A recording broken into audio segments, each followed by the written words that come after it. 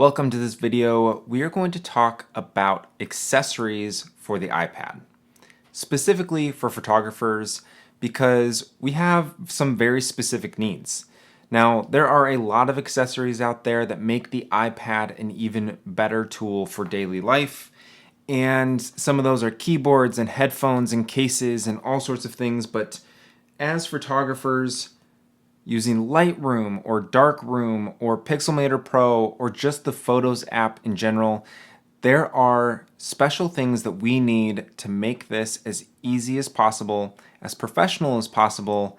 So let's get into it. Before we jump into each item, I do want to say that none of this is sponsored. These are all items that I have purchased myself that I am recommending just from personal use. I will provide links down in the description if you are interested in purchasing any of these. Those are affiliate links which help out the channel. And so make sure and check those out and let me know if you have any questions down in the comments. Now, most of the accessories that I'm going to be talking about today are for USB-C iPads. So that's the iPad Pros from 2018, 2020, as well as the new iPad Air 4. I think it's the fourth iPad Air that has USB-C and has been updated to look like the Pros in terms of the small bezels and more flat edges. So if that is the type of iPad that you have, these are all going to work for you. If you have an older iPad or a different model that is still using a Lightning port, some of these are going to work and some of them are not. Now, the first one is going to be pretty obvious because as a photographer, you are out there using your camera, you take photos, they're now on an SD card. How do you get them from the SD card to the iPad? For me, that's the Apple official SD card reader. This little guy is small, it's simple, and it works. You can throw this in your bag, no problem. So when you're done with your photo shoot and you're ready to import, you pop the SD card in, connect this to your iPad, and you can import directly into Lightroom or to your camera roll. Now, I've tried some other card readers in the past, but I have just come back to this one because it's simple and it works. Now, there are other ways to import your photos, especially if you're looking to back up your photos. And one of those ways is this device here from RAVPower. Now, this does a couple of things, and we're going to talk about each one of them, but this is a device that can help import your photos. And so it does have an SD card slot. You pop your SD card in there, and this has its own little Wi-Fi network. So you can turn this on. You connect it to your iPad through Wi-Fi, and you can import the photos over Wi-Fi directly into your camera roll. Now, this is slower than directly plugging in to the USB hub, but sometimes this is just what's more convenient. You don't have to sit there and make sure that the SD card reader stays plugged in. It's gonna stay connected over Wi-Fi while you're importing. Now, another great benefit to this is on this end, you have a USB port. So you can take something like an external hard drive, plug it into the USB port, have your SD card in the other slot. Now this has an app that you can directly transfer the files from the SD card to your external without ever needing to import them to the iPad.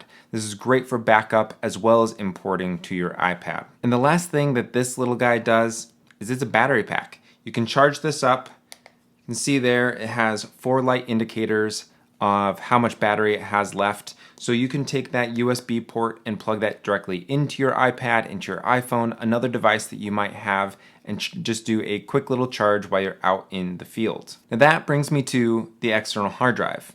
For me, I'm using this little SSD from Sandisk. This is part of their extreme portable line that is supposed to be a little bit more rugged, so I can throw it in my bag and not have to worry about it. I've gone with a 500 gig external hard drive for that extra bit of storage while I'm out in the field. That way, if I'm maybe filling up some cards, I can pop one into that RAVPower device and start backing up a card, pop a new one in the camera, continue to shoot, and so on. So it's one of those things that just gives you peace of mind. You can back them up at the end of the day, have another copy of your files as well. I highly, highly, highly encourage you to have one of these in your bag and back up your files even when you're out in the field. Now, there are other brands out there that make SSD hard drives like Samsung, For me, I've just always used Sandisk for most of my storage needs, and that's what I've stuck with. Now, another Apple connector is this one. This is their multimedia connector. It goes into the USB port of the iPad and has a couple of ports. It does have a USB power through port, so you can continue to charge while you're using this and other devices connected to it. It has an HDMI in case you are connecting into a monitor. Sometimes I'll do that here at my desk while I'm editing, particularly the videos.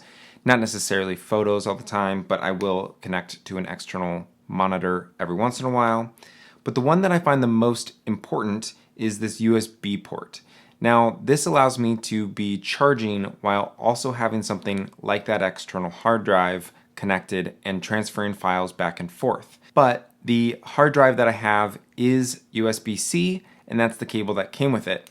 So I have this little adapter that is USB-C to USB-A, so I can plug this in right there, and now I have a USB-C power through as well as a USB-C data transfer. Now, a lot of the USB-C hubs have one of the power pass-throughs for USB-C, but don't have one that works for power. You'll need something like this, like an adapter, to make sure that you can continue to use some of the other USB-C accessories you might have already picked up. Now, to me, the device or accessory that changes the game for photographers on the iPad is the iPad Pencil.